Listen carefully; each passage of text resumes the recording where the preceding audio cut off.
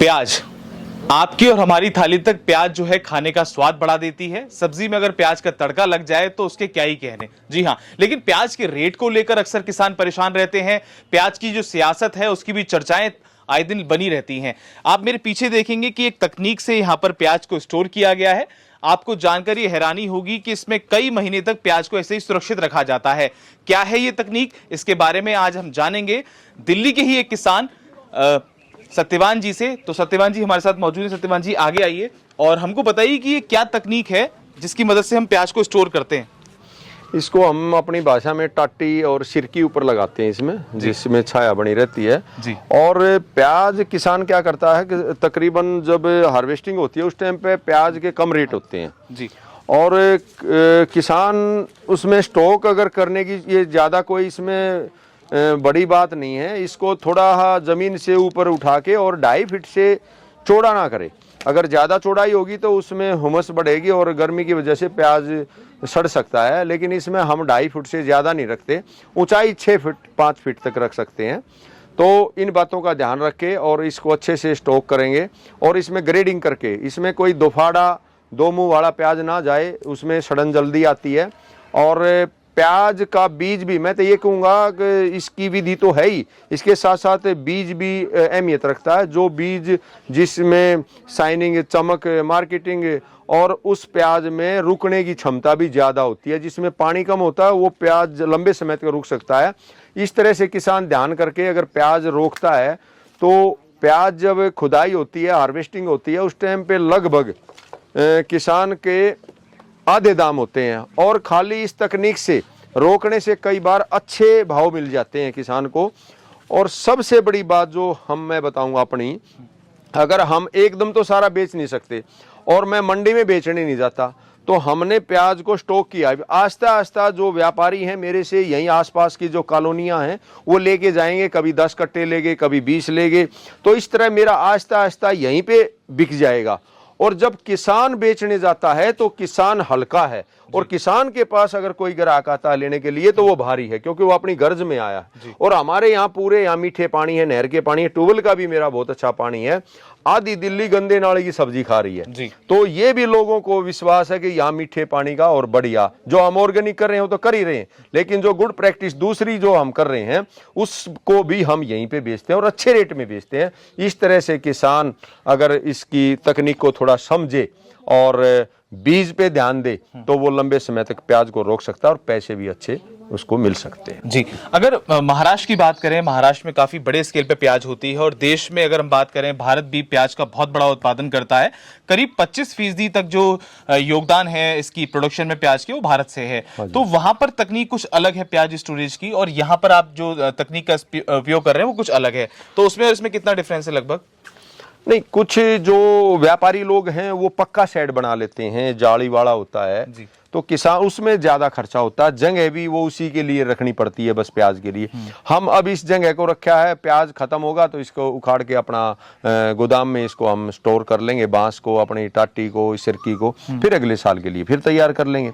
इसमें थोड़ी मजदूरी लगती है लेकिन जगह भी फिर हमारी यूज में आ जाएगी और इसके साथ साथ जो खेत में जो हम लगाएंगे वो खेत भी हमारा जुताएंगे। जो पक्का शेड बना के रखेंगे 1 साल के लिए वो वही जो है, तो वो भी अपनी जगह ठीक है, ये भी अपनी जगह, हम इसको ज्यादा बेहतर मानते हैं। अगर इसमें बात करूं मोटा मोटी, तो इसमें कितनी चीजों का प्रयोग किया गया है और छोटे से बड़े अगर एवरेज बात करूं तो कितना कॉस्ट आता है? अगर कितने एकड़ का प्याज इसमें स्टोर कर सकते हैं, कॉस्टिंग की अगर बात करें तो लगभग कॉस्टिंग, जैसे बांस है, बांस अगर आप सुरक्षित रखते हैं तो कई साल तक, लगातार 10 साल तक भी चल सकता है।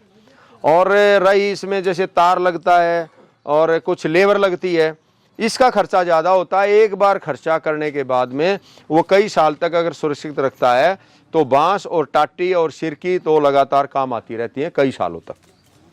जी, और अगर प्याज की बात करें, जैसे आप बता रहे थे खास क्वालिटी का प्याज है, अगर इसमें से निकाल के दिखाएं, जिसको आप बता रहे थे कि आपके यहाँ करीब 600-700 तक वेट गया है, एवरेज 250 ग्राम का प्याज आपने दिखाया था कि यहाँ पर है।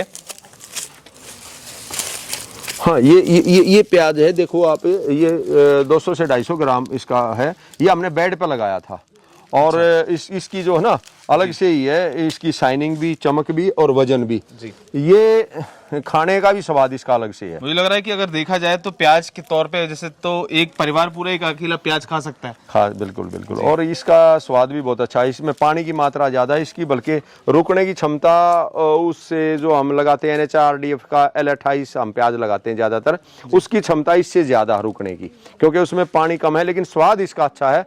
तो मेरे ग्राहक बहुत इसी को मांगते हैं, तो हमारी मजबूरी इसको लगाना, क्योंकि हमने आगे जो मार्केट की चाल को जब तक किसान नहीं समझेगा तब तक किसान कामयाब नहीं होगा। मार्केट क्या चाह रही है, क्या खाने वाला चाह रहा है, तो वही चीज़ हमने देखते हुए इस बीज को लगाया। जी।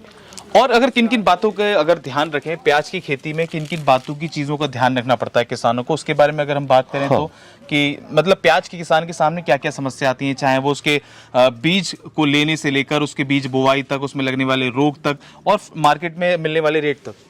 देखिए किसान क्या करता है, आज रेट अगर इसका प्याज का अच्छा हो गया तो प्याज के लिए भाग लेगा, नर्सरी कहाँ से उसको वो नहीं देख पाएगा, भाई कहाँ से उसको कौन सा बीज लेना है, कहाँ नर्सरी डालनी है। पहले से किसान प्लानिंग नहीं करता तो वो उसमें जो है धोखा खा जाता है। तो हमने सबसे पहले बीज पर ध्यान करना है, कौन सा बीज लगाना है।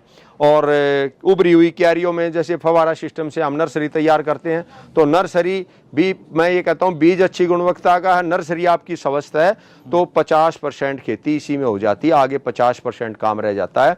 और रही बात बीमारी की, तो इसमें फंगस है और थ्रिप्स है, इन दो चीज़ों का ज़्यादा, जब फवारा सिस्टम से अगर आप पानी देते हैं तो उसमें थ्रिप्स का भी कम अटैक होता है। और एक बवेरा बेसियाना एक जैविक वो आती है फंगस, उसका अगर स्प्रे करते हैं तो उसमें आपको थ्रिप्स से भी निजात मिल जाती है। ट्राइकोडर्मा है, सुडोमोनास है, और आप जीवामृत, घनजीवामृत से अगर करते हैं तो ज़्यादा कुछ करने की ज़रूरत नहीं है। प्याज आप अच्छा भी और बढ़िया भी कर सकते हैं, उसकी रुकने की क्षमता भी अच्छी रहेगी। जिसमें यूरिया ज़्यादा लगा देता किसान तो उसकी ऑटोमेटिक रुकने की क्षमता कम हो जाती है। अच्छा, एक बाजार में जब प्याज खरीदने जाते हैं तो ये कहते हैं कि ये पुणे का प्याज है या कोई कुछ और बात कहते हैं। जब हम भी लेने जाते हैं तो माता जी हमारी कहती हैं कि दो तरीके के प्याज आते हैं मार्केट में, एक जिसकी शेल्फ लाइफ ज़्यादा होती है, एक की कम होती है, तो वो क्या होता है? जिसका ये ऊपर का जो कवर है ना, इसमें 3 छिलके होते हैं, एक उतर गया 2 बच गए।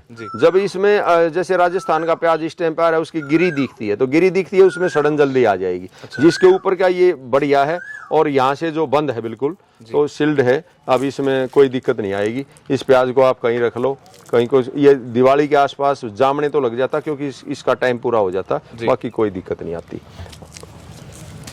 तो ये थे हमारे साथ सत्यवान जी, जिन्होंने बताया कि प्याज की खेती को किस तरीके से किया जाता है। इसके पीछे इन्होंने दिखाया कि किस तरीके से इस तकनीक की मदद से ये इस प्याज को यहाँ स्टोर करते हैं। और आप देखेंगे कि यहाँ पर प्रोग्रेसिव फार्मर की यही खासियत होती है, यही उसकी काबिलियत होती है कि उसको कहीं मंडी में जाने की जरूरत नहीं, उसके खेत से, उसकी मार्केटिंग की तकनीक से, उसी के सामान जो होता है उसकी मनमाफिक दाम में, मनमाफिक का मतलब ये नहीं कि वो ज्यादा मांगता है, केवल उसमें जो उसने लागत लगाई है, जो उसका मेहनताना है, जो उसमें लेबर कॉस्ट गई है, वो उसको मिल जाए और उसको थोड़ा सा मार्जिन मिल जाए, जिससे कि वो अपनी जीविकोपार्जन कर सके और अपनी खेती को और बेहतर बना सके।